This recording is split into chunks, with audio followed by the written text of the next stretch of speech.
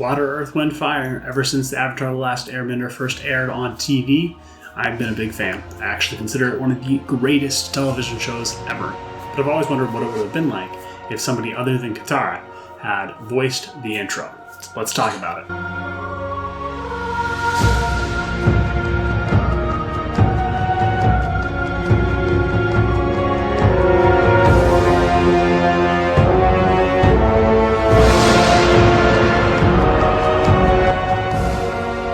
So yeah, I'm Tanner, and Avatar The Last Airbender is a phenomenal show.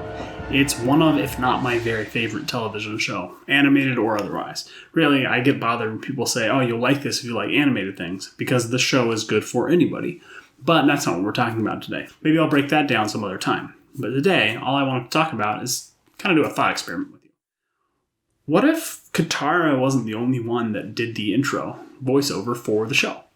Honestly, I thought it would be interesting if each of the characters had a different shot, especially when you get into later seasons, and it doesn't really make sense to have the show introduced in the exact same way. Maybe it would make more sense to have some more catch-up, kind of get the setup or the history of the Avatar world from Toph's perspective or Sokka's perspective. The show's strongest point is its characters, so I always thought it would be interesting to see what they could bring doing the introduction for the show. That isn't to say the introduction that we get with Katara's voiceover isn't phenomenal, because it is. So a few weeks ago I sat down and thought about the different characters other than Katara, Sokka, Zuko, even Aang, and thought about how they might have introduced the show if they'd had the job instead of Katara. Now, I get to show you what I think Season 1 Zuko's intro to the Avatar Last Airbender TV show might have been like. I found him. Even though he is just a child, his bending is powerful. I won't underestimate him, but What do you think? So yeah, this video has gone up a lot later than I initially planned because it took me a really long time to create that. First of all, I couldn't find a version of the introduction that didn't have the dialogue to put the words over.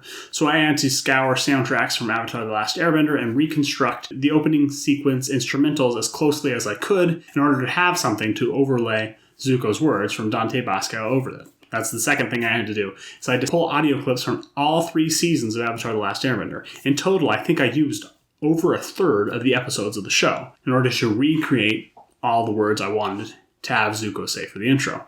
I know parts of it don't sound the greatest. I'm not a professional audio mixer. I did the best that I could, especially on a time limit, and I was already, honestly, this is going up a week later than I wanted it to. So I hope you'll be able to forgive me.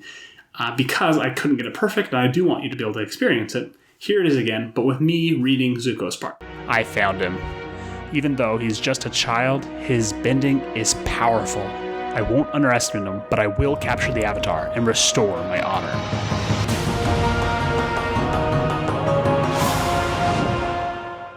I really would appreciate your feedback. If you could tell me in the comments below what you thought of my version of Zuko's intro, that'd be great. But please don't be too critical of the audio quality. I know it could use some work, and maybe I'll get better if I do any more of these. I feel like this introduction would work best after the episode The Storm, but I think it could work anytime in Season 1 after the first 2 episodes of the show.